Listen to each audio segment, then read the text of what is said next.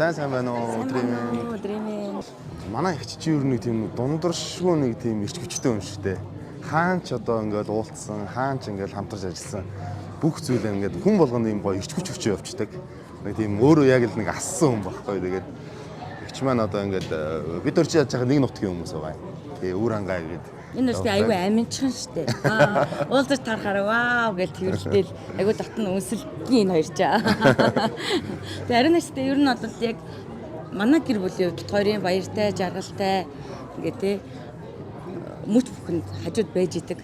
Тэгээд бүрхэн өдөрөө нийцсэн ингээл тарамлзаал хаач таарсан, тоглолтын тайзны ард таарсан ч яг л нэг зангаараа хизээч ингэ цуцдаггүй, үнэ шантаршгүй. Би ариун агчиг бол хүүхэд байхасаа эхэлж мэднэ, хайрлна.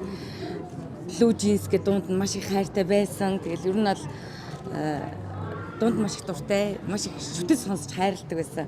Тэгээд одоо ингээ хажууд нь зэрэгцээд хамтдаа уран бүтээлийн сонсоод тайзан дээр зэрэгцээд байж байгаадаа маш их баяртай байдаг. Тэгээд ихчтэй маш их хайртай шүү. Тоглолтод нь амжилт хүсье. Уцаар ярьсан ч гэсэндээ амар ирч хүчтэй те.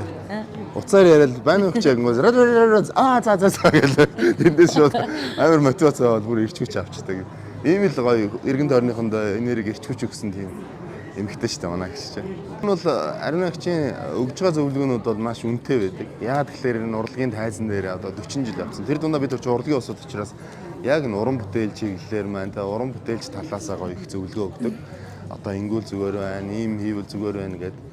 Тэр болгоно нь ер нь үнэтэй байдаг даа гэдэг ч тийм.